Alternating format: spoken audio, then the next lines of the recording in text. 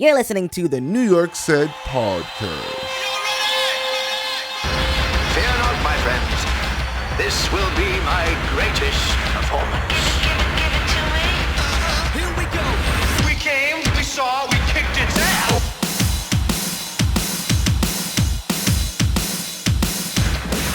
1, 2, 3, 4, 5, 6, 7, 8, 9, 10, and we are back. It is the year-end wrap-up Sunday Cigar Edition. 2024. Yeah, 2024. Like, we're back here already, bro. Like, what? How did we get here so quick? It happened fast, man. We were just here. We were just here yesterday. Yeah. We were just here yesterday. You had a good year? Had a great year, man. I'm happy to be here again. I'm happy to be alongside you again.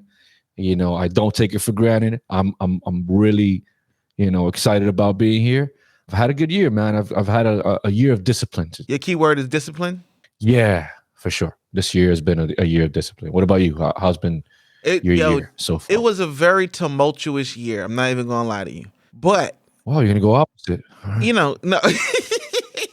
Yeah, it was tumultuous, but at the same time, it was probably one of the most fulfilling years I've had in a very long time. And I learned a lot. Wow. I learned a lot about me, a lot of self-reflection. When you're hit with a ball of pain, what do you do with it? And so it's like, do you crumble? Do you just go into a dark hole? I decided to hike it out. So I decided hiking. Hike it out. And what I learned about a word called endorphins. So if you're really doing it, then, start thinking different. Things start moving, start unraveling problems. So after a while, I started doing 10 minutes, then 20 minutes, then 30 minutes. And, on a good day, like when it gets warm again, 2 hours, it's okay for me. You know what I mean? Like 90 minutes, I'm just going. And then sometimes I'm like, I'm going to push myself. One day I did, maybe like a month ago, I did 20 miles in one day. Ooh. May 1st, I could barely make 10 minutes. I was like, all right, that's good enough. You know what I'm saying? Get back in the house. Yeah. But at the time, I had on Timbs and jeans and jorts and a book bag, looking like Black Moon. And people on the trailer like, what, is this kid lost? You know what I'm saying? And then people saw you moving in slow motion. Yeah, they was like, I don't have a purse, but I would grab it if I had it. I would clutch it. I just wasn't dressed for the assignment. And then the more I began to do it, I was like, oh, I'm going to go buy me some, Gore-Tex trail sneakers from Nike. And then I'm going to buy this kind of shirt. And I just really got into it. So I have earned all the apparel. It's not like I just went out, like the guy that plays basketball and suited up in the all Jordan thing and can't even throw a jump shot. You can't be in the wilderness with the punks jump up to get beat down outfit, bro. Yeah, no, you can't do it. You just can't do the brand Nubian thing when everybody's just trying to clear their head. And you're like, yo, you blowing my vibe. So after a while, it's I got, the proper shorts and the pants and the kicks and the shirt and but it just made it better because I was more swift. And then I went from walking to jogging. But as I'm doing this, I'm getting all these ideas. So when I get back to the lab, I'm applying it. It was very, and still is, because right now, let me look at my phone. I got a little app on my phone. It tells me how many days I have in the hiking streak. I'm at 176 days of walking over five miles. Average, about 5 miles a day. Let's get it, baby. Yeah. 2024, closing it out. I probably weigh the same because I'm drinking a Guinness as I talk to you. But mentally, my goodness, you know what I'm saying? I'm lightheaded. I'm an airhead. It probably didn't come out right. Yo, so today is a Sunday Cigar episode. We're getting back onto the Sunday Cigar. Not that it ever left, but we're going to start releasing them again. So I thought it would be a good idea to make this episode a traditional Sunday Cigar episode. So I'm gonna throw you the baton, and you tell me what it is we're smoking today. I has baton. You have it. Today, we are going to be smoking the Davidoff Millennium series Toro. It's pretty simple. Yours is from about maybe 2.5 years ago. Mine is from 3 years ago. I'm gonna tell people 5, but okay. I aged my cigar for 5 years, even though I got it a month ago from you in a box. You know what I'm saying? It's like fishing. I try really hard. You know what I'm saying? It's like fishing. You gotta accentuate the story a little bit. You know what I'm saying? Just a little bit. Yeah, yeah. It was the fish. The fish is 30 pounds. That's it, God, man. 35-pound We fish. we are I've at never the even heard of that. age. We're at the age where, like, you just turned 40. Not to be putting your business out there, but like, we're at the yeah. age where, like, I got nieces. I tell them all kinds of tall tales because I earned it. Word? You know, for every gray hair I have, I got a tall tale to tell. We could do that. Yeah. You don't got a little cousin That's you a just lot. be like straight up rocking to sleep with like made up stories. Nah, I'm the truth teller, bro. I'm the uncle. I've always been the uncle that tells the truth. Like the whys, the who's, the what's. Like my brothers, my siblings love that shit about me, because if they're asking about the sky being blue, I'm literally gonna say, okay, let's Google it. Let's look it up. What? And, you know, I'm the I uncle try not that's to like, I they're stay like, away it's- from mythical stuff. You know, if it's like if Santa Claus is real, then we're gonna go along with whatever the myth is. no, I'm the uncle. If one of my nieces says, "Is that the Statue of Liberty?" I'm like, "Yeah," and you caught her at a nice time because you caught her at the right time, because every night she goes back in the water. You know, she puts out her like I'm the I'm that guy, and they're like, and then what Oh, happens? I'm man. like, yeah, she has her home. You know, she does. You think she just stands up there? Why would she just stand up there? You don't see her blinking? Imagination Station over here. Yeah. I love it. I Yeah. think that's amazing. Okay, But I that's- also have that's- okay. cousins and nieces who would be like, "Yeah, right," and that's what I want. Right. I want them to know better. You know, I'm saying this so they could say like perfect example. This is gonna be a short story. I was walking and my sister decides, I was hiking. My sister decides to FaceTime me. I pick up the phone and it's one of my little nieces. She's like 4 or 5, and she's like starts telling me a story about something. You know how kids talk, just be talking about a whole bunch of nothing. And so It just something, goes she was to like, the point. yeah. So I put it on a table. I was like, whoa. What's a table? And she was like, wait, you don't know what a table is? Mommy, Uncle don't know what a table. You're ridiculous. You know that? You're ridiculous. And I'm like, what the? And then my other niece comes out of nowhere. She's like, you need to go back to school. Like, they are concerned. You don't even know what a table is. And I was so proud. Like, I was like, yeah, tell me to go back to school. I love it. Tangent over. I love it. So why is this cigar so special? This is the Millennium. Okay, so we're talking about season 2. Sorry, we've been discussing season 2.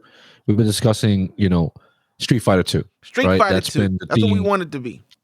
The ongoing theme with season 2, right? And that's what we've been prepping for. Essentially, the Davidoff Millennium is the Ken Ryu of our Street Fighter 2. Wow. When it comes to staying power, when it comes to having a cigar that, year in and year out, I would say is just up there. Consistent, smooth, excuse me, elegant.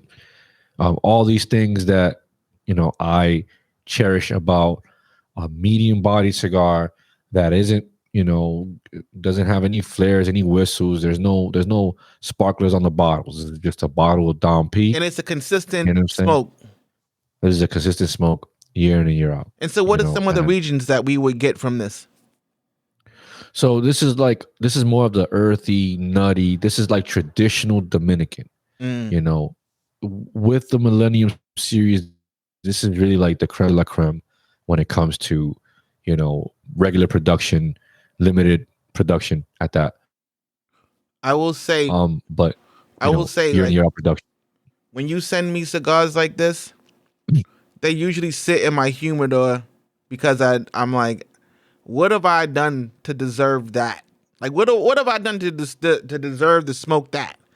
And so what I've learned to do is to keep like really good, because this is an excellent cigar. I've had this cigar a few times, and I try to keep like some like puros or maybe like some, not, I don't want to name off too many names, but just a number of like a selection of cigars, like those Africa joints that you gave me.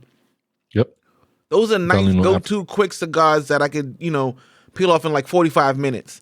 And on top of that, I don't really have to like really lose it and indulge in what I'm getting from it.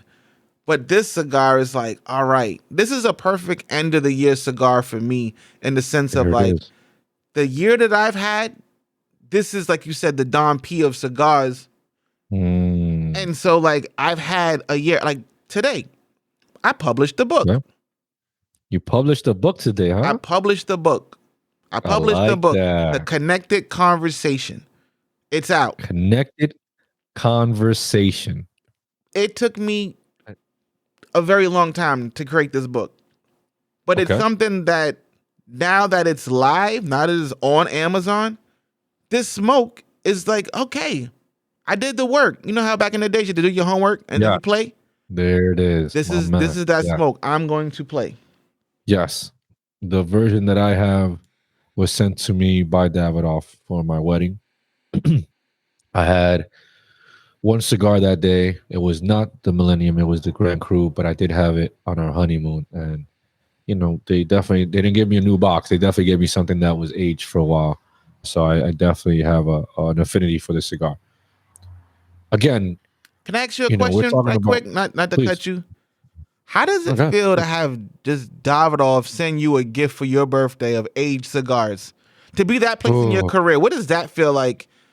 It's a rite of passage in some ways because I feel like, I've been in the game for a while and I've seen a lot of my older peers and not, when I say older peers, and I've seen like the guys that are slightly older than me get married and, their weddings were like, Lido, Fuente, you know what I'm saying? They have David, fucking Opus X's with the cellophane is all, you know what I'm saying?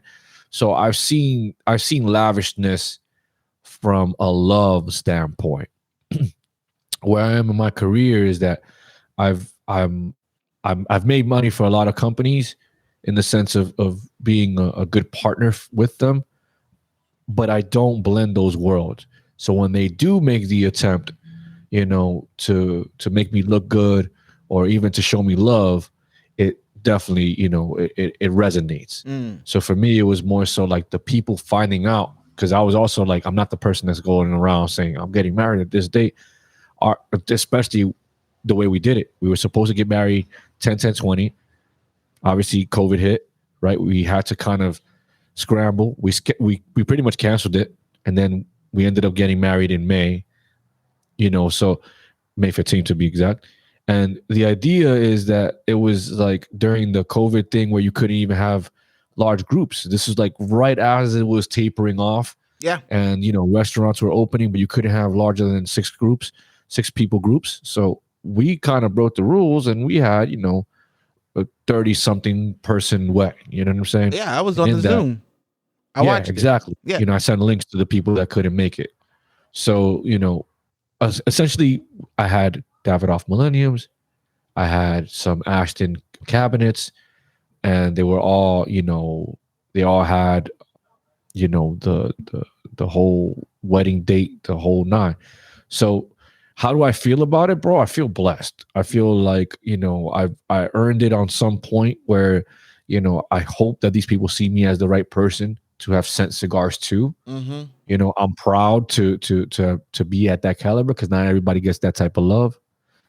And I feel like as long as you do good business with people, then they remember you under the right circumstances. And wedding dates and birth, the birth of your agree. child is also important. So I agree. I feel very fortunate that happened. That's my I agree. answer. But again, you're also sending me something that I love, which is a cigar. So it's like at the same time, it's like, damn, like that's love. That's double love. That's love. You know what I'm saying? So I felt like there was a lot of love. It definitely came with the warmth, and I received it that way. So, I cannot complain. That's how I felt about this year. I've been working with the same agency, literally since 2007. And every year, except for like 2020, which, everybody was dealing with some shit, and I work in tourism. This year, they showed me so much love. as far as like the gigs that I was getting. Up until like, a couple of weeks ago, I was still gigging. Like I was still like, hey, can you go to the Jets, wherever the Jets play in New Jersey? I should know that is, no. Meadowlands. There's another one. Is that what it's called? The Meadowlands? What's the other one over there? MetLife Stadium. That MetLife one. Stadium, but it's Yeah. the Meadowlands. Okay. MetLife Stadium, Meadowlands. Yeah. So like I did a whole like not Virginia, St. Thomas, Virgin Islands event, like, thing over there. I still got the Jets gloves. They did like a collaboration, which is crazy to see like the Jets, and it's super cold outside and they're like having this like winter party. But anyways, so like being able to like do assignments in Alabama, I was like working in like NASA and it was just crazy. And then doing a whole bunch of work upstate. Yeah, bro. It just really, really, really, I know I paused for a dramatic pause. I don't know why I did that, but it really was, I was happy to be like back in the momentum of gigging, like every week, essentially. And then this year, the New York Public Library, I've been partnering with them, and they asked me to teach a class. And not just like, hey, we're doing this class, can you teach it? They were like, can you make a class for us? They found New York Said, and they said, we saw, we typed in, that's what I asked the woman, shout out to Morgan. I said, how did you find me? She said, I typed in New York interview podcast culture, and then New York Said came up. And I listened to a few episodes. The best. And then she was like, and then we reached out, and because I was just reading the email, like, what the heck? Because I love the library. So to be able to make my own class and then teach it, amazing. Or make my own sessions within a bigger class, I should say, because it's like a whole 10-week thing, and I show up for like 3 or 4 weeks to teach storytelling, and so It's beautiful. It's like someone saying, like you said, when you got a cigar as a gift, it's like somebody saying, hey, Iman, can you go into a classroom and show old commercials and short videos and then just kind of like go on long soliloquies about it and then have them have group projects for like 3 weeks or 4 weeks? It is. And then like these students are like 30 years old, 30 to 70, I should say. And they're from various countries. Like my students are from Japan, Korea, Russia, like you name it, Venezuela, Dominican Republic, but they're all like very big things. Like one lady was like, "Oh yeah, I was the #1 kung fu fighter and I was just like, "What? You just never know who you're talking to." And then one guy was like, "Yeah, you should come to the Amazon jungle. I'm a doctor." This type of stuff I was just like, "What you talking about, snakes and stuff?" He said Amazon jungle. All I heard was snakes and stuff. Like, you should come out here and see our snakes and stuff. I was like, he's like, no, you should teach into it. I was like, yeah, snakes and stuff. No, I'm good.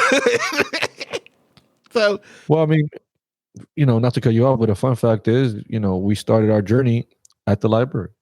We did. Oh, yeah, bro. That's why I'm saying, like, you're paying it back to a place that you utilized in a way, that was able to springboard a lot of the stuff that you were able to do. Not that you utilized only that place, but it was one of the places that I forgot about that. Yeah, bro.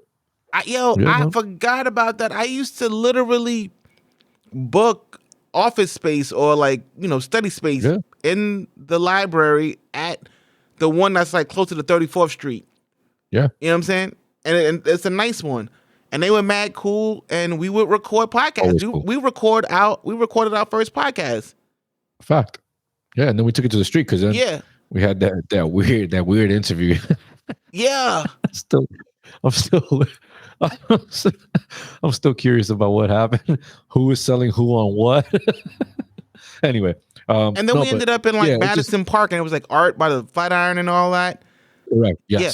Yes. Okay. Correct. That's a fact. Mm-hmm. But again, not to derail your thought, but the fun fact is that you're paying it back to a place that you were utilizing versus just a place that would be a random partnership, right? This is a place that you were actually utilizing, that the value behind, right? So it's a powerful thing to be able to do that, man. So I commend. Feels good. It feels good to be heard. It felt like my students, they shake my hand when they leave the classroom. They smile. They thank me on the way out.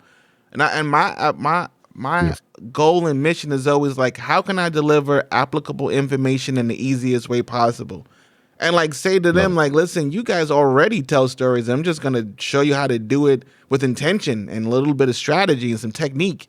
But other than that, you tell stories on dates, you tell stories at work, you Right. tell stories on the train, you talk to strangers, you know, like you already do it. But let's like say like similar to you, and I'm this is where I big you up. Smoking these cigars prior to meeting you, I was just on autopilot. I was just gonna have a cigar, and what I get is what I get.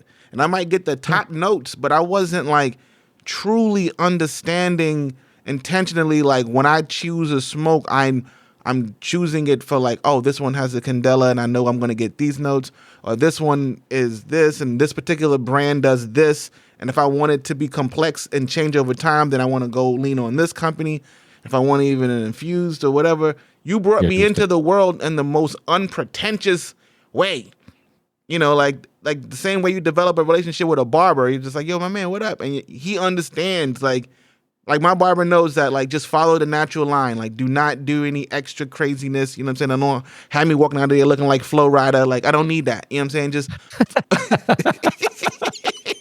shout out to So Flo. no mustache with the with Yeah, the I don't need all goatee that. I'm joint? not a performer. You know what I'm saying? I'm not a wrestler. I just need follow my natural lines and listen, and we out of here. You know, so that type of thing is what I try to instill in the class that I'm teaching, and to come in with that energy and showing that I care and all those things. And the name of the class is The Connected Conversation, and the name of the Love it. book is The Connected Conversation. So now I love it. in February, when I do my next class, I'm coming in with a brick of books and I'm just giving them out. Brick up book. I'm not even trying to Like sell it to them. I'm just like, I'm giving it to the first class, just give everybody a copy just cause. Get a little taste. There you It's go. puro. There you Fresh off go. the press, papa. Yeah, unstepped on from me. I'll Listen, sign it. Listen, as long as your mind is working, your gums might be numb. You dig? You know, one time I made like drug references on our first date, and this girl was like, you can't Nope. do that. Nope, you can't. I didn't know Nope. that. Nope. Nope. Not unless you're searching for your soulmate. Yo, I was in a first coffee date, shop. but I don't was think like, that's possible. so something about me. I don't like my experiences stepped on. Oh, And she was no. offended. And I was like, no. first off, how do you even Yeah. get it to be offended? Well, she was trying to not be in that place and you took her there. Yeah, I was. You forced her. You grabbed her arm and said, "Get over here." Here's the thing. You either know me Take or me you away. don't. You know what I mean? Like, I am Hey, who I some- am. You know, You just listen. Sometimes it's about putting the weed in the bag, yeah. right? But sometimes Mm-hmm. if you put the weed in the bag in front of the wrong person, Mm. you might scare them off. Mm. Well, You know what I'm saying? I know that at 47, not at 27. I was 27 when I did Yeah, that. This is why we can laugh about this. 'cause, Yeah. you know, That was I'm an pretty sure idiot. at 20 something, I can't make fun of you about this. No. No. So let's get into Oh, let's man. get into the book show. Like, what was you reading this year? Yo, 2024 was a year of. I listened to a lot of books. This was a year of. You sent me some books too, and I have to get on the actual reading path. But audiobooks have been the dominant. I think the strongest book that I read in the repertoire in 2024 is an older book, but it's kind of, you know, a full circle moment where we talk about things in our lives that kind of connect. The Spook Who Sat by the Door by Sam Greenlee. You know, it's a reoccurring topic in our society, especially when we talk about our culture. Mm-hmm. And And it's a classic book. a classic book. It deals with the things that we deal with all the time. And I think that I needed, you know, I read a lot of books around that, you know, and I never really stepped into it because I felt like the story was told many times. But when you get the story and the source, I think it just changes how authentic the feeling is to being in those situations. The book revolves around, you know, a federal agent infiltrating local Chicago gangs at a time where, you know, it was more so about organizing, you know, and protecting neighborhoods and, you know, against brutality, against, you know, a lot of the things that were revolving around inner city Chicago, in the 1960s, especially during the civil rights movement. So you have a lot of, Black Panther Party adjacent, movements. And, it's pretty much the course that a lot of books and movies have been spawned from. The idea of you being the target of, one organization, and then they're using you as, the intel to get into the organization. So there's a lot to be said about, using our intelligence the right way, how we were able to affect our communities with the decisions that we do make, and how true to ourselves we have to be with all the decisions that we do make. A lot of it is, we're always, I feel like there's always an easy way to be conflicted when you're playing a game of chess. And I think superiority in surviving in any, this is a story that's been told for the last, 60 years, 70 years, right? I think the idea of understanding your environment and becoming aware of what that environment needs from you is very important. And sometimes we go against that grain, and sometimes we're able to master and maneuver in these different worlds. So that's what, I really got from it. I needed that kind of fuel this year. For me, I Talk kind to of, me. one of my favorite books this year literally stems from one of my favorite movies this year. If not, my favorite movie this year was American Fiction. American Fiction. What a great film. Wow. I want to watch it again, but I'm going to watch it again. But the book is based on the movie is based on a book called Erasure by Percival Everett. So let me tell you how I found out. I'm gonna try to keep this super fast. It literally took me in this full circle craziness, and it leads into the rest of the books except for one. So American Fiction drops. Just can't shut up about it. If you know me, I probably can't shut up about a lot of things that I like, and that's just kind of back to the I am who I am kind of thing. So I watch American Fiction, and then pretty much the whole entire year I'm going on about my life, listening to mad different books. Right. My favorite book that has nothing to do with this story is Project Hail Mary by Andy Weir. One of the best space books ever. Audio is absolutely incredible. I called my OG, my mentor, and I asked her hey, have you read this book? She's an avid reader. She said, no, I sent it to her on Amazon. That's how good it was. I was like, you gotta have this. But in the midst of that, you looking for new books. You're looking for new books. You just got this thirst for knowledge. And everybody's talking about this book called James. So I'm like, okay, who's this? I go into Barnes and Nobles. There's literally two big posters just bigging up this book. And it's by Percival Everett. And so, Percival Everett. So I'm like, oh man. So I'm like, all right, who is this guy? So I look it up, and then I learned about Erasure. And they're talking about Erasure is based on, or American Fiction is based on Erasure. So I listened to Erasure. It's incredible, just as good as the book. And so I was like, you know what?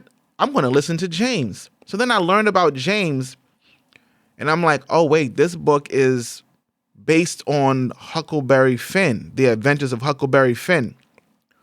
So I was like, before I even listened to this book, I'm 47 and I'm a changed man. Now I'm I got a thirst for knowledge. But in high school and whatever year you were supposed to read that book, I didn't. And I said I did. Just put it that way. No, probably turned in an essay and the whole nine.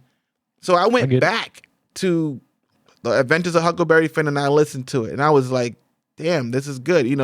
Aside from all the racial slurs and all that, whatever. So other than that, it was just a fantastic story. So I was like, you know what? I might as well just go ahead and go even further back and listen to The Adventures of Tom Sawyer.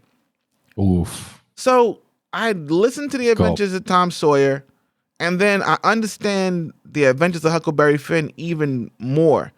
So then yesterday, I pushed play on James, and the way the book opens up from just what he said, the first 4 lines, I start laughing. I mean, because I understood what these 4 lines meant, and I laughed so hard. Like, I laughed. love it. I had to push pause. I had to just stop the tape, and I was like, I'm not ready to listen to this book, because if it's gonna be like this, if the writer's gonna just come out the gate hot. That's hilarious. So like since then, it's definitely gotten serious, but it's telling the story. One of the main characters in Huckleberry Finn is a character named Jim. It's a slave. Yes, sir. And so like, just like, how just some people think they're so fucking clever. They think they're so Yes. clever. They think they're so smart. Yes. And so like Yes. now hearing the story, the same Huckleberry Finn story, but where Jim was when Huckleberry was doing this and when they were in the same. So his perspective, it is hilarious. It's probably one of the funniest things I've ever listened to in a long time, because I just keep laughing. You know how you laugh so hard? Sometimes you're like, I don't want to laugh too hard because I don't want life to balance this out and do something negative. Yeah. Yeah. Yes. Correct. Yes. Yes. So I was like, let me just like take it easy on the laughs. Jim. I'm a teacher. Yeah, I don't want that. But I'm only like, let's just say a third of the way of the book. And if I would have listened to the whole thing, it would definitely have been on the list. So like, those are my, entertaining. That's my chunk of entertainment that I love this year. Like just going back to books that, and here's one last thing I'll say. 2 things. One, just now, as I was like preparing for tomorrow, I was like trying to look for some kind of clothes or whatever. I saw my books. Why do I have a copy of Huckleberry Finn in my closet, in my little book library? And I remember I found it because where I live, like people will like, put out books that they don't want or whatever, and I'll grab one. And I grabbed it. I was like, oh, okay, maybe I'll read it one day. That was like this summer. So I didn't even know I even had a copy of this book. That's crazy. Life is funny. But then, because of the line of work that I'm in tourism or whatever, I realized, like, as I'm listening to Tom Sawyer, I'm like, they kept saying Hannibal, Missouri. And I was like, wait a minute. I've been to Hannibal, Missouri. Great. I've actually been to the cave that they're talking about. I've been to the island. I went to the Mark Twain Museum. I filmed it all. Like that's when I was a shooter. So now I have like full on context of where this is happening in James, where they're on the Mississippi River. I've been on those boats that they're talking about. That's crazy. I've lived in Mississippi. Like I've had to not because I'm like, oh, I'm a traveling guy. Like, no, the work says, hey, we're going to be filming this, this big casino boat on the Mississippi River. And so I'm there taking pictures and shooting video, whatever. Amazing. But when you're in that environment, you're working, but you're locked in. And then you realize how enriched life really is, looking back.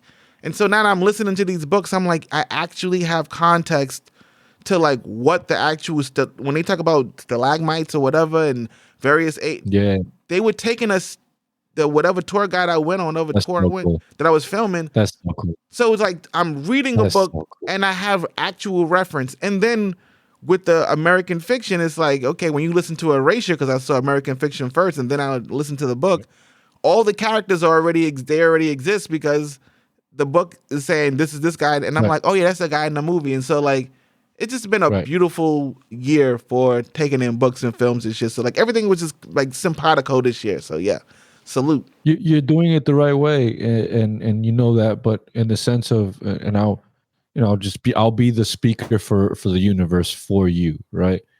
That's what life is about in the sense of, we breeze through a lot, and there's so much that compounds. All the information that we get. There's so much. So sometimes, like you said, when you're locked in on one thing, being a professional, being present, making sure that, you're making the production, do what it do.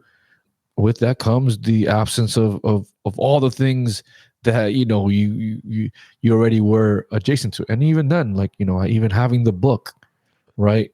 I think life shines a light on things that make us conscious of it, right? And then we become hyper aware for it in certain categories, right? If it appeals to us in that way. So I feel like once that lever is pulled, you're on the course, and it's up to you to see how aware of the course you are. And that happens often with a lot of things, man. So, it's a good sign of keeping your eyes, the color purple type of thing. It's like if you could walk by the flower a million times and not notice it, you noticed it looks nice. Yeah, it's cool, man. I'm really lucky. But did you really notice it? Was it really important to you? Maybe not. So that's I feel like that's a lesson we always learn when it comes to refinement. Refinement is really a part of what you're witnessing, which is being aware, being smart enough to understand the context of the things, and then you're fortunate enough to experience it. So God has blessed you, bro. God has blessed me in a way. Even when I lived in Florida, one time I went to Panama, and I remember like I had my first camera, which was like a Rebel XTI, like my first prosumer camera, and had the lenses, whatever. I took mad pictures of flowers, and there was this one beautiful flower that I just kept going on about.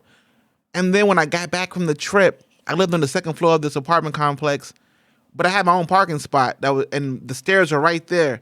Under the stairs, because you know how like Florida, like all the apartments, the door is it's outside. You know what I'm saying? Like everything's outside. That same exact flower was growing. That one of them, just one flower was growing under like this vibrant, like, what they call like bird of paradise or something. I don't know I forgot what it's called, but very gorgeous flowers, like red and whatever. Beautiful. And it was just one of them was growing under my step. And I was like, I had to go all the way to Panama to see this flower under my step.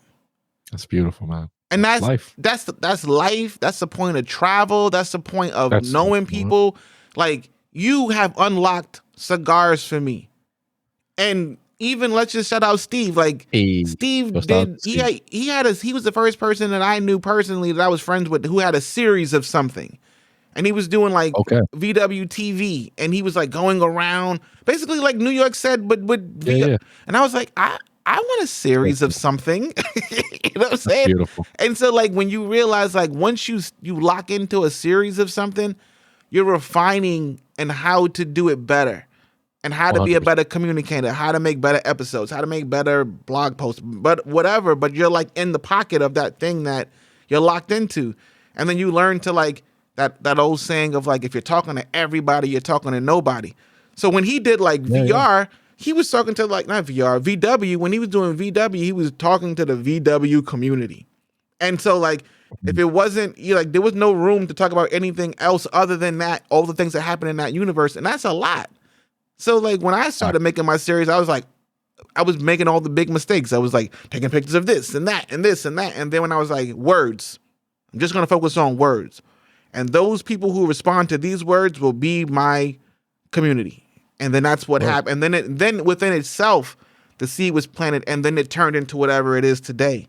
But you have to start out that way. And so like the people you meet, the places you go, Dr. Seuss said it, so it's like, that whole thing of now being 47 and having life under your belt, all of a sudden these old stories that really didn't do anything for me as a kid, because I was a kid, as an adult, I have the reference points to understand what I'm listening to and to have, so that's what the story is and what the context is. And even with this James book, like it's an adult telling the story, not a kid. And so like the adult story is way better than the kid story because the kid only has like this limited purview, so to speak. Correct. And then 100%.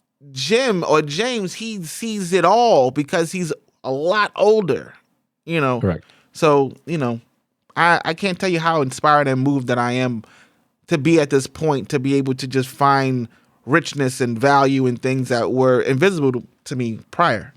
Hey man, I'm gonna text my man Percy, let him know you liked it and shit. That's my homie. I call him Percy. Yeah. I'm gonna let him know you liked it and shit. I never met a person. I didn't want to tell you it was cool and everything. That's my homie. I like the name Percival. I got you. I wonder if all the guys I knew whose name was Percy, their name was probably Percival, because all the guys that I knew named Percy, they all did crime. Yeah, bro, and that's one of the reasons why you never hear them get called Percival. It's usually I'm pretty sure that Percival Everett is pretty much a tough guy. I'm gonna put that stamp on him. Well, the way he writes, he's not an idiot. I tell you that. He's he's definitely man, not an idiot. and That guy is smart as fuck, bruh, and he gets it. and he gets it. He gets it, Yeah. all of it. Yeah, the whole what this whole life thing is all about. Yes, no. What is if there's a way to, it's very difficult to display these things in real time. Like, it's really easy to watch a movie and say, "Oh, it's a great concept," but it's really difficult to actually put that concept to actually work for actors to actually act these things out. So, again, for it to become a movie in American Fiction, which is a phenomenal movie. If you haven't seen it, you should go see it. Well, I will say before we start talking about the episodes, I did see that you had that television show of that Batman villain. Yo, the Penguin. Wow. That's a good series, man. I've been wanting, it's been on, like, I've been on the fence, like, should I watch it? Should I not watch it? But like you and my cousin Mikey have been kind of going crazy about it. So it's like, tell me why we should watch it. So 2024 was a good year for, everyone to take a break from making a lot of crappy shit. Although there's a lot of crappy shit out there. Colin Farrell, who is, this guy has a thick ass Irish brogue, and he goes through all this makeup shit. I didn't know it was him, bro. That's how good this shit is. My wife was like, Susan was like, yo, that's Colin Farrell. I'm like, what?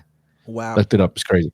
The acting is amazing, and I love building characters up, especially villains, because the origin stories only take you to the core of why this person's the villain, right? Sorry, there's a helicopter. It's okay. I don't think they're looking for me, but yeah, so with Penguin, what we get to see is the origin of why this guy is so disdained, why this guy is such a loner. He doesn't have he has cronies, but it's not like he has allegiances in the villain world. You know what I'm saying? And in the old Batman show, yeah, all the villains kind of get grouped up. And you see them with the smoke and Joker. Yes, in the old tales, yes, but in the series that you're watching, you're pretty much it's void of Batman. Batman is removed. You're in this world of villains, and not everyone's a villain. Right. And you have how people get in the mix, how good people get in the mix. But man, the settings, Gotham is a mix between Chicago and New York. So they did a great job of just kind of mixing these two worlds in the backgrounds. The wardrobe is off the fucking chain. It's not, it's a human show, meaning that, you're not looking at superpowers and all this shit, which is great. There's a time and a place for it. Well, Penguin is very much so in the vein of like, this person is a person. He's despicable, but there's a reason why. Gotcha. You get to see it. And it's not like, oh, I love him because he's a villain. He's the Penguin. He's a person you don't want to look up to. And they show you why. So it's so far, it's the first season. I believe they're going to renew it for a second season. And listen, if you like performative art, that's performative art, bro. Say less. Then it's gonna happen. So what was some of your favorite episodes this year? Well, we just talking about Steve, so I'll stay on the topic. The Steve episode was top 3 for sure on my list. Why so? Why Steve? I mean, like, we know Steve, so there's kind of a bias there. Yeah. But like, tell me why. No, honestly, there's a bias because I like your camaraderie with Steve. You guys are like brothers. The camaraderie you guys have is a really poignant aspect of the episode. Anyone that listens to it, they're going to grasp it right away. The fact that your journeys have crossed in such a wide span of time, you're able to reflect and in a way that has love and admiration to it.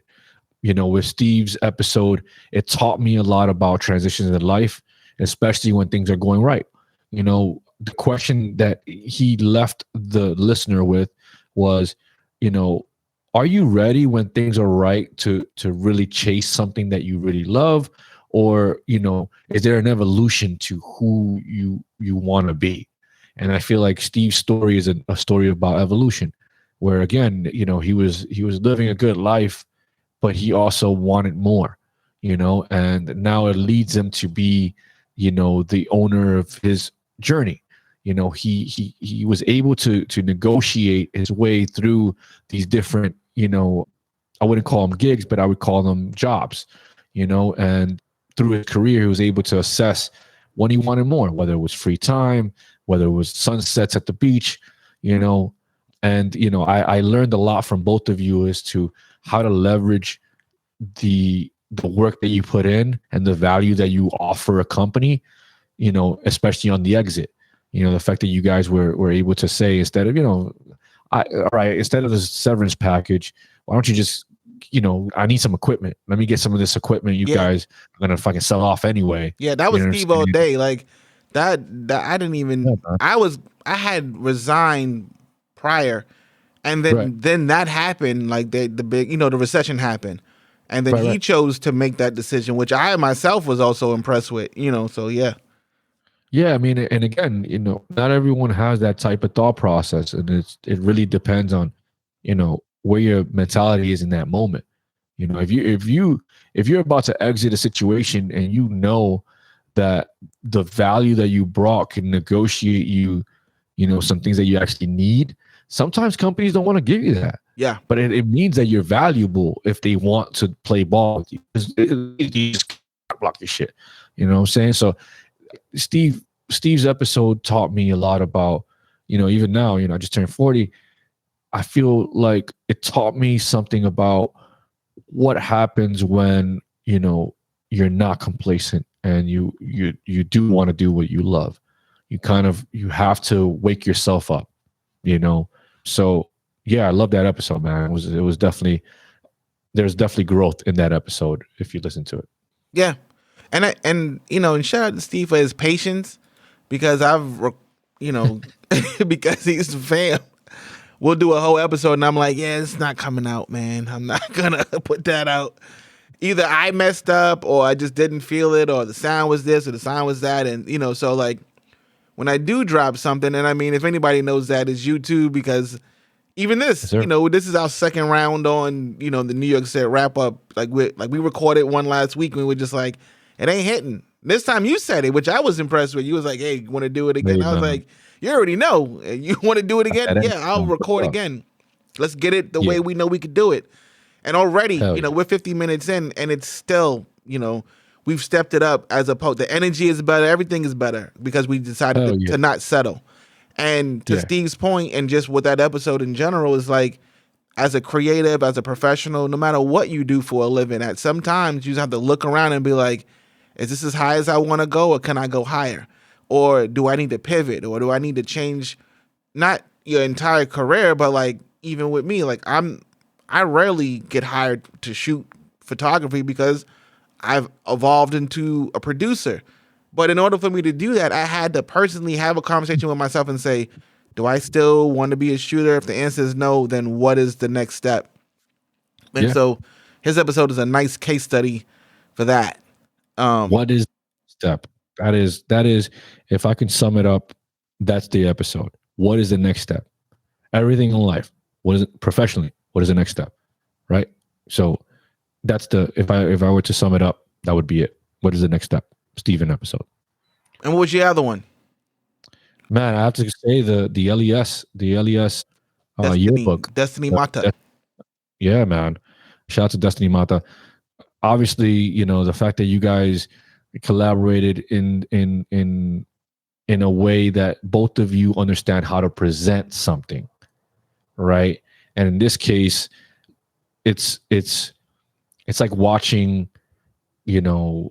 visionaries discuss things that are stamped. We can talk about a lot of things that are, adjacent to that, things that are culturally significant for things in the city. But in this case, the yearbook idea and concept is amazing because the value that's being preserved in that motion it's uncanny. Like there's nothing like it. And the thought of a yearbook too is all the thoughts that come with that, right? When you talk about a yearbook, what are you encompassing, right? What's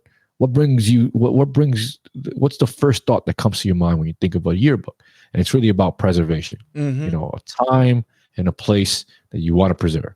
And quite frankly, in New York, things are vanishing, as Vanishing New York says. Yeah. So a lot of how, we talk, about the art space in New York, what graffiti is, what poetry is, you know what I mean? All those things have the people that are the vessels to, how important, the passion behind how important it is for us to remember, to keep in mind, to contribute to go see, or to acknowledge. So as a New Yorker, obviously there's a bias there. LES is one of the, the most iconic neighborhoods in the world. And when it comes to these stories and these people that make up these stories and the places that make up these stories, it doesn't get any more New York than LES. There's a grit, there's a history to it that no other place on the planet can kind of make up. So the fact that there's an effort to preserve a lot of the memories of the people is phenomenal, man. And especially what it comes with. It comes with an abundance of culture. So and it's phenomenal with answer. Just collaborating with Destiny. I was just moved because Destiny, she navigates in worlds that, you wouldn't expect, but she does. Her camera has taken her to wherever, but really it's her heart and the fact that she cares and how she gives back in a way. And for me to when you collaborate with anybody, you're basically doing a dance with them, And so whenever we would work together, it was always I always walked away really fulfilled because she, some of the times we would be deep in the projects and apartments where you're just like, wow, this person doesn't even know me. They know Destiny, but Destiny, she pulled me in specifically to do the interviews. Right on. She was like, I can do interviews. She was like, but you do them. And I was like, wow, I felt seen. And so when I began to have conversations with people, sometimes they would be like, so what are your questions? I was like, I don't have any questions. I'm going to listen to you. And then the questions will arise. And it was like, okay. And then by the end of it, they were like, you're dangerous. You get a lot of information. One guy was like, how the heck how did you do that? He was like, I had no intention of telling you any of that.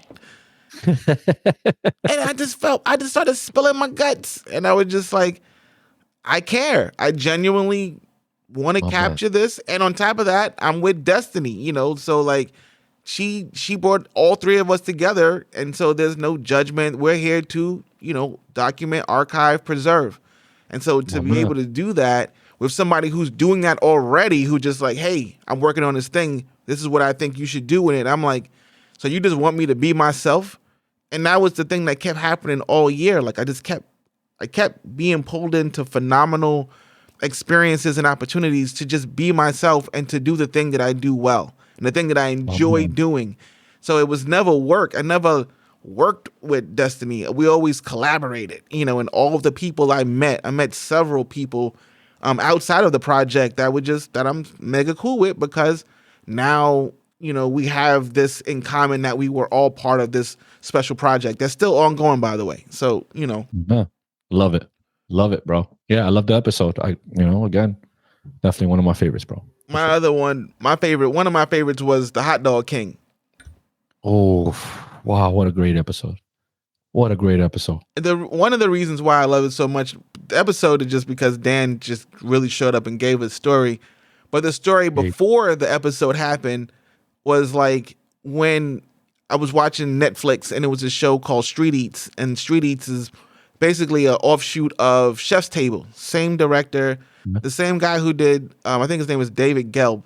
He did Chef's Table, but before he did Chef's Table, he did Jiro Dreams of Sushi, one of my favorite documentaries of all time about ramen in Japan. Ramen, not rhyming. Ramen in Japan. And so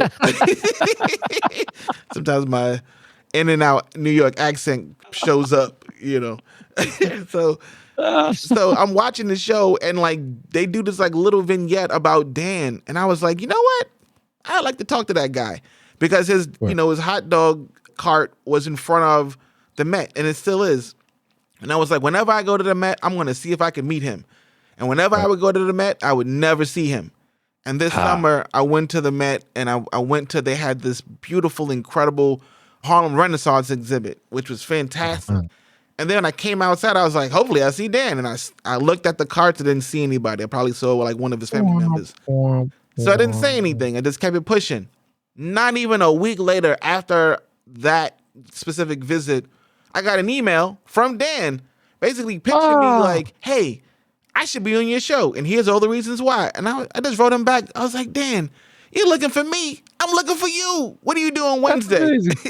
And so like I went over there. Awesome. And then I had like this little like, Zoom mic, this like pocket mic that could sit in your front pocket if you had a jacket on. And I just had that microphone and I just went out there and we recorded that. And I was just, and the Great other episode. Incredible part was like his family were like DMing me and they were just saying like, oh, wow. Some of them were saying like, oh, I never heard some of those. They were just so thankful and grateful. Oh, that's so cool. And the way I approached his episode was like, I would not be able to talk. My grandfather passed away, so I can't talk to my grandfather like this. But I would have wanted to because in high school I was a knucklehead. I really didn't have any much. It just didn't have what I have now to talk about.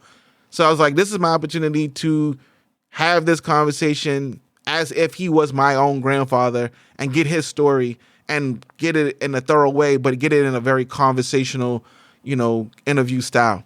And so we had a connected conversation. Hey! A connected conversation. And so, like, even when I see him, out and about at whatever events, like I saw him at New York Nico. New York Nico released a book. Oh, yep. And we did an episode.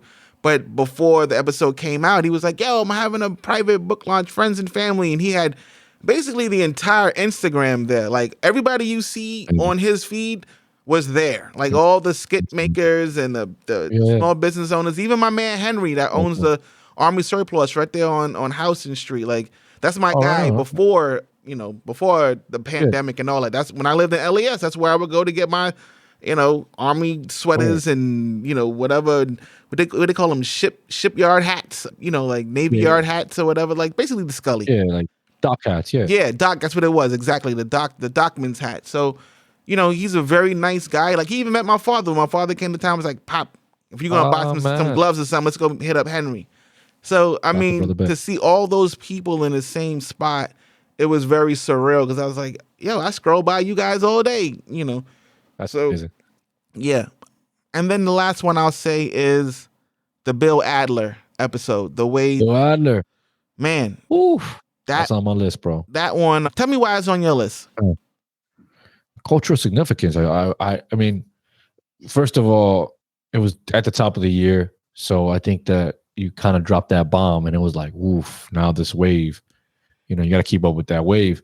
Bill Adler's cultural significance is amazing. I mean, you talk about, the people that you've interviewed in how they've been able to describe the beginnings of hip hop, and what the plays were for what their perspective was. And Bill Adler, for him to be in a situation where, he goes from, being a photographer, a journalist to, then, hey, now you're a publicist.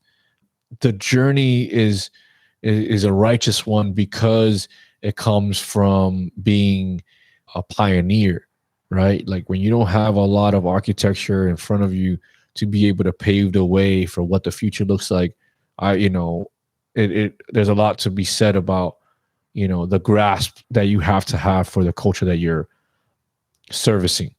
Bill Adler is a respectable and admirable figure when it comes to what he's produced and, how his reputation hasn't tarnished over time. Sometimes these people contribute great things and then over time, they just kind of, become saturated. Bill Adler is definitely one of those figures that carries cultural significance to this day. Mm-hmm. And the fact that you were able to sit down with him and discuss these parts of his life that were early. I mean, I'm a child of hip hop, so you're pretty much describing, some of the plays that were happening, before I was even, conceiving listening to hip hop. So, from a historical standpoint, from a human standpoint, I love that episode, man. And I was more so in awe that you were interviewing Bill. Like, it was like, oh, like, I can't believe, like, the whole time I'm like, I can't believe Amon is in it. Yeah, you say that. Let me tell you. Man. Again, another story. Over time, you know, I interview mad people, and I don't expect to even have friendships or relationships after that. Because a lot of times, I interview somebody, especially somebody notable. They'll be like, Right. "Got what you need? All right, cool. Kick rocks." In not so many words, very polite. People are respectful. So I always go in it kind of like nonpartisan, like I'm coming in as a journalist, and that's it. I don't. So, but over time, I've developed a really cool relationship with Jeanette Beckman, who's just, if you don't know who Jeanette Beckman is, I know you know, but she's a phenomenal photographer. She did, you know, the Police first album cover. She did 2 of the EPMD album covers. She did Dane the Dane. She did Slick Rick. She did when you see LL Cool J holding the boombox. That's all her work. But she's also extraordinarily super down to earth. So whenever I've seen her out and about, she's always like, "Hey, how you doing?" And it started off light. I remember one time we were at the ICP, International Center for Photography, and I was at some event, and she was there. It was like an early morning breakfast thing, and she was like, "Can I get you a cup of coffee?" I was like, Jeanette Beckman just offered me a cup of coffee. Yeah, that's so dope. That's so dope, bro. But then after a while, That's so dope. you start seeing people, and then, you know, like, so she had an opening, I don't know if it was last year or whatever. It was 2023. She had a show where she was part of a really big show in Chelsea.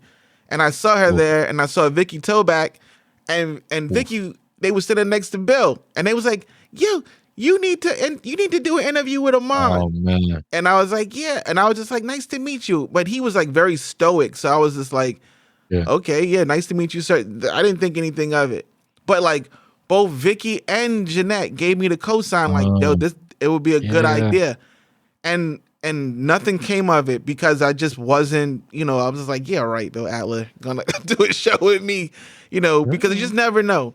Anyway, make a long story short, my birthday comes, and like on my birthday, which is January 27th, I get an email, and it's Jeanette Beckman basically telling Bill, like, "You need to make this happen." Oh, man. And it's just us 3 on the email. And again, like, I'm looking at the email like, what the heck?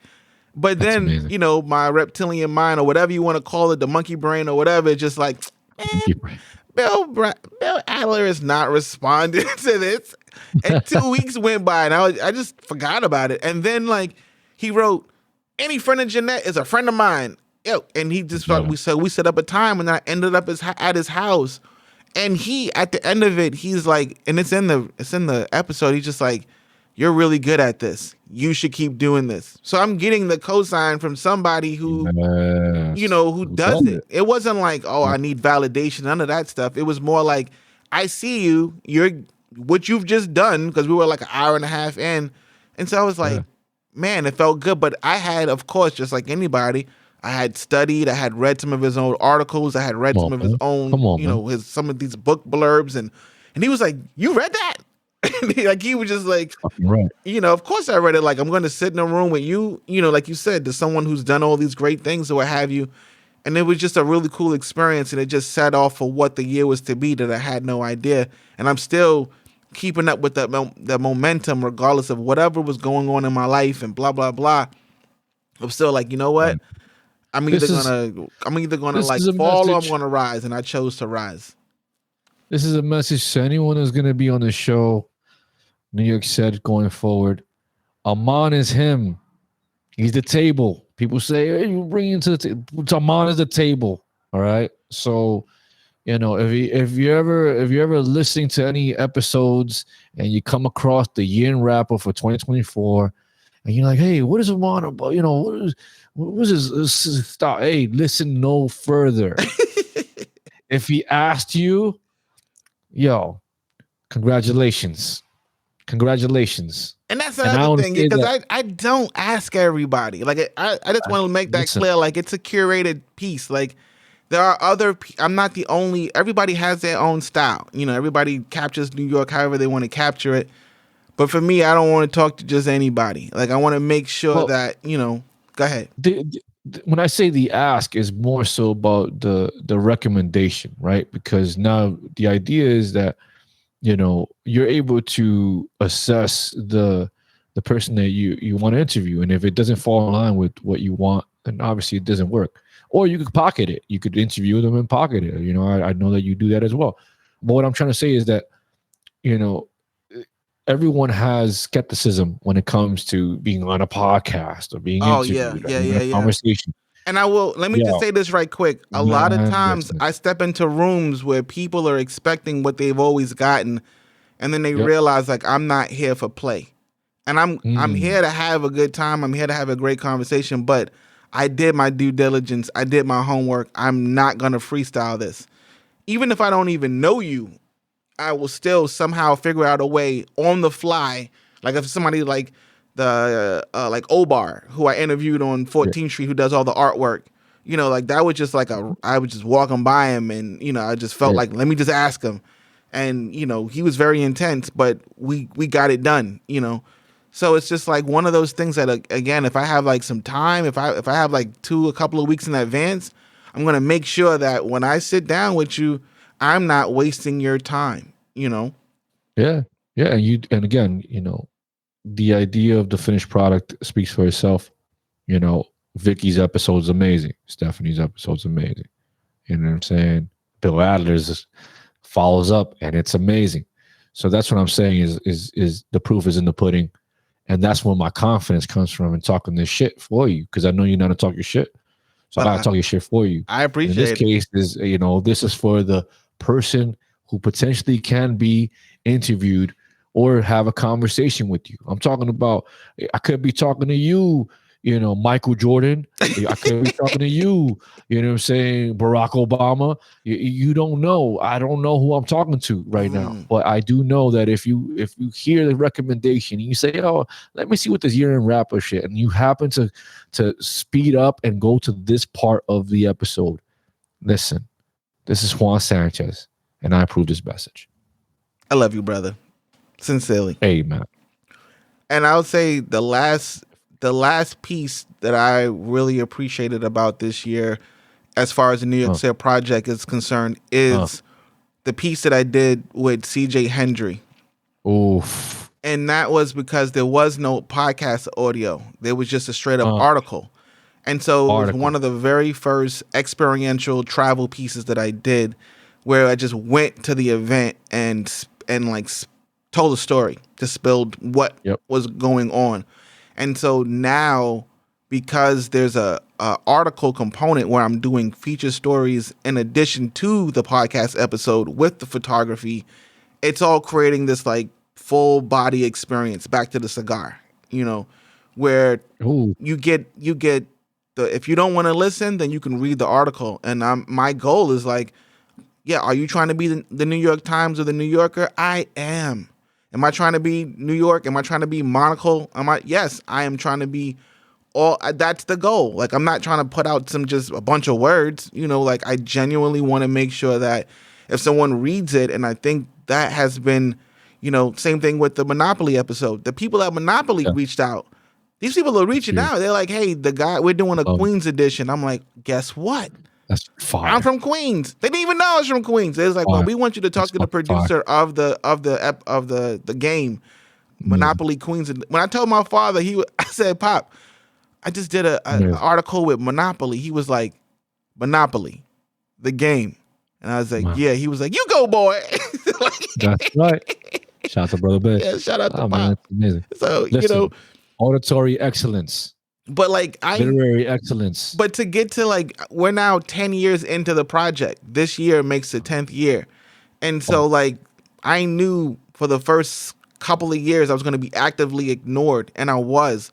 Now people will reach out to say, if I ask them, they'll be like, no, we can't do it now, but can we do this? Before I would just get crickets. And even now, even more, I'm getting like random emails to be invited to speak to like the owner of Delmonico or what have you. But these are the things that have become, because I've been doing it for 10 years and now it has a long tail. And so it goes back to that, like creating this series of things that you're just constantly refining. And then all of a sudden people are like, this guy's not going anywhere, so I guess we should talk to him. And then they realize like, why the hell did I why wait so long? My man. So, There it is. I'm grateful, like sincerely just thankful and grateful for all that has transpired, good, bad, and ugly and indifferent, to make it what we are right now, having this actual conversation. Beautiful. So Beautiful. let's close it up. What you got going on for next year? And like, before we get out of here, like, what are we doing? What are we doing? I think execution, this year was a year of discipline. Again, just finding my parameters, making sure that, I follow through. I'm trying my best to, focus in on being a great family person, being a lot more aware and, to growing as a professional. And that means that you have to kind of break through a lot of the ceilings and walls that you created. So next year is going to be a lot more of experimenting with, a new side of doing business, a new side of showing people a little bit more of, my prowess and my discipline. The idea of creating a pocket of focus for all these things is that I've also cut out a lot of the bullshit. So I don't distract myself with a lot of shit that I used to distract myself with. And I think that, I'm of service. So it's making it easier for me to be of service and to provide the best service possible, whether that's in my relationships, whether that's in, professional life, whether that's as a human, serving other humans. I'm hoping that I'm making people upstairs happy, and that's what I can really ask for. But I'm grateful, and I'm still here. And, again, to be on another year in wrap up where, I get to discuss all these great endeavors that you've taken on this year is a privilege, and I don't take it for granted. So, thank you for having me here. I know I'm rambling, but I always appreciate, the fact that, you're a whole production company and, you're the culture, bro. I have to make sure that that you are the culture. You are the culture. You know what I'm saying? 20 years from now, when we're looking at all these different projects that you've, unleashed onto the world, and they spawn their children and their children have children, we'll be able to laugh and say, man, you were the culture and you are the culture. So, as long as you have breath in your lungs, bro, just know that you're providing great service to the culture. And if there's no one else to tell you this, I have to tell you this on a yearly basis. And that doesn't expire. It doesn't have an expiration date, but I have to give you a yearly reminder. You're fucking him. Okay? No, you're not fucking him. You're him. With the fucking in the middle.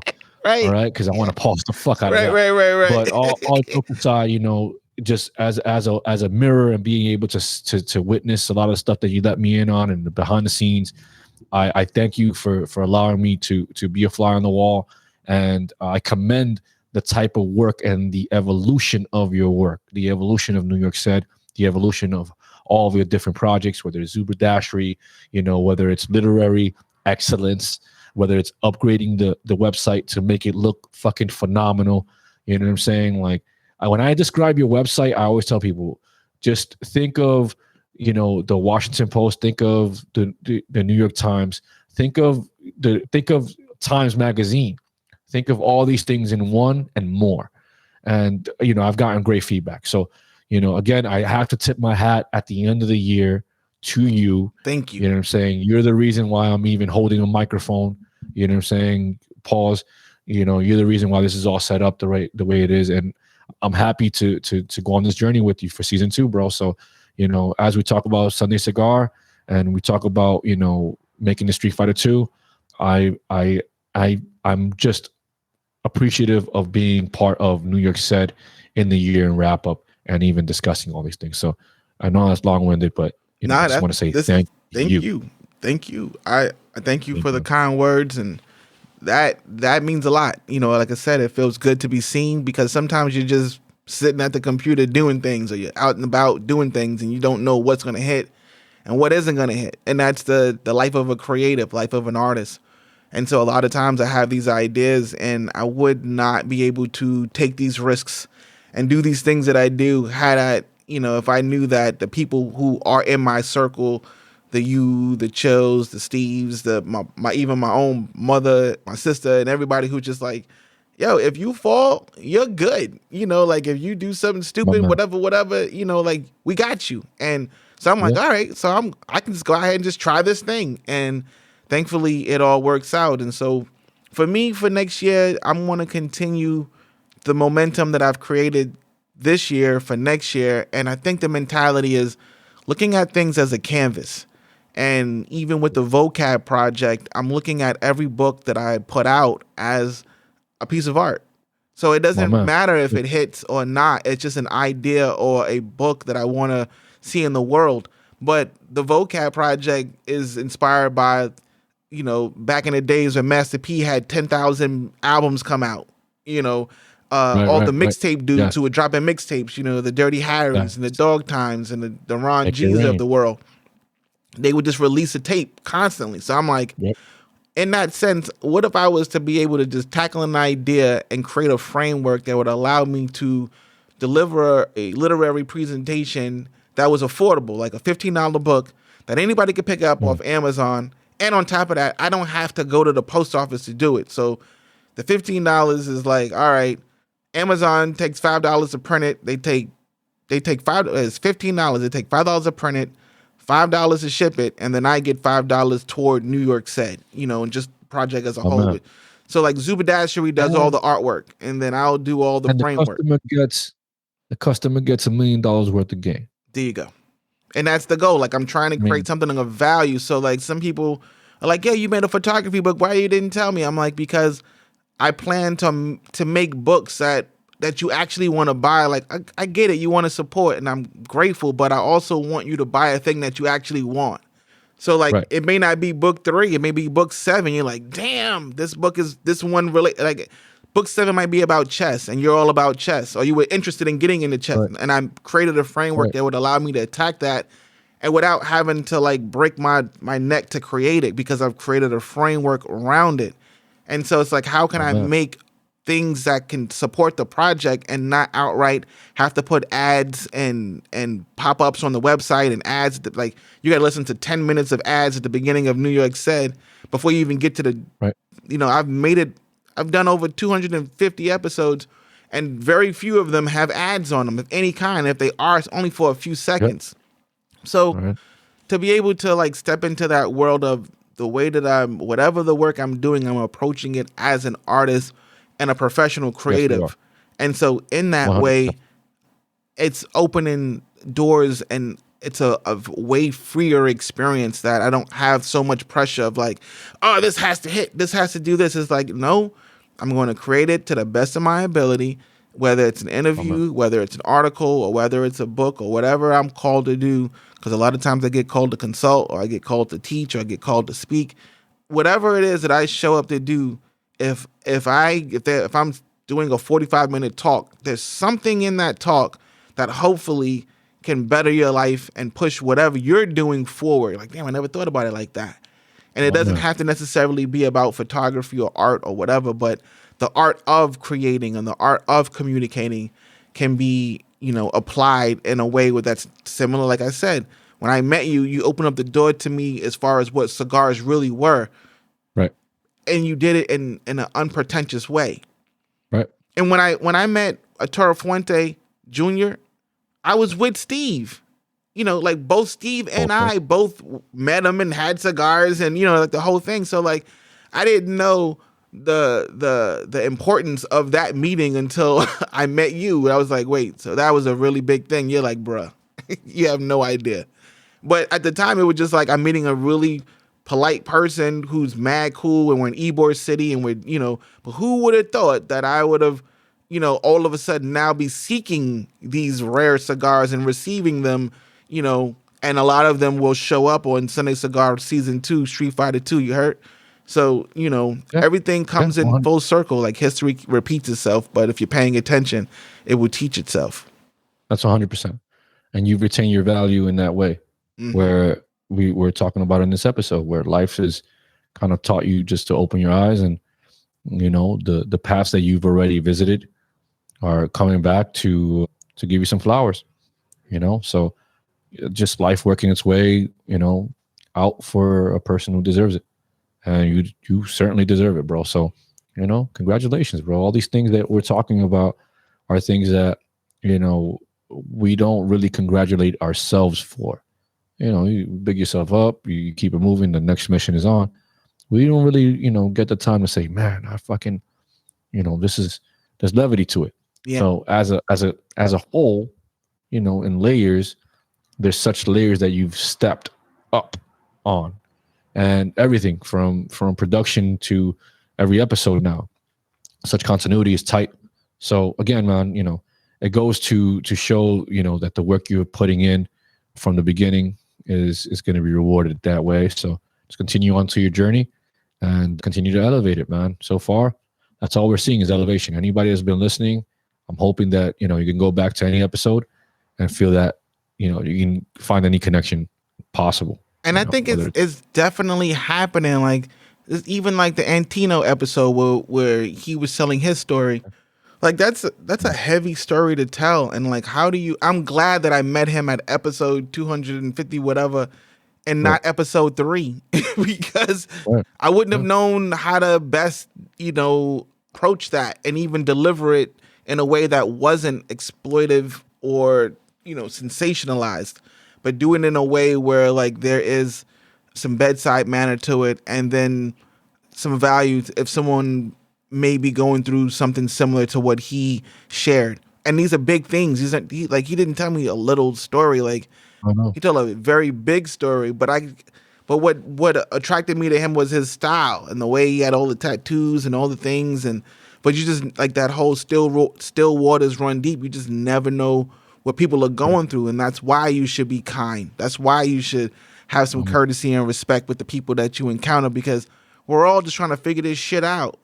That's right. This whole life thing, we're all trying to figure it out. So it's just like, if you're moving in that way, I don't know. I'm losing it. I don't even know how to finish it, but I'm grateful that when it came out, he was very happy. He didn't feel like I was just trying to get over, or just like, word, all that crazy stuff happened. And yeah, it wasn't about clickbait.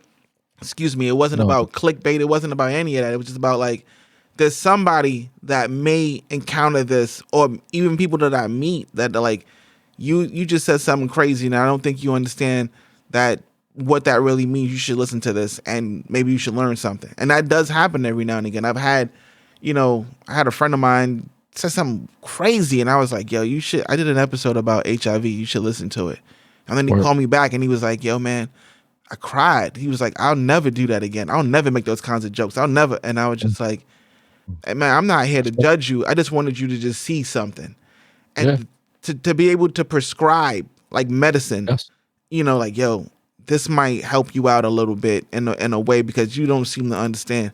And so like the fact that I could even have that person tell me their story in such a way, and then years later be able to, recommend, and that was like a few months ago when I did that. And so like, I'm not out here just trying to like, I just want to capture conversations, maybe in the beginning, but now I'm seeing like these things can be applied, prescribed, like they're going to make an impact. And so like, if I'm going to sit down with whoever, regardless if they're notable, unnotable, whatever, I want to make sure that your story is documented and preserved in a way that is respectful and evergreen and still relevant 20 years from now, and done in a way that even your own family is like, damn, I didn't even know that. And it's done in this very conversational way. So, you know what they call that, right? What's that? Connected conversation. Yes, sir. So, let's get out of here, man. Juan, I salute you. Thank you. This is another lap around the planet. And, until we meet again, let's make it happen. Yes, sir. Hey, man, let's bring in the new year the right way. Hopefully next year is more prosperity, more positive, more health. Yes. And, again, proud of you, bro. Let's keep this energy going. And hopefully the new year has a lot more to offer us.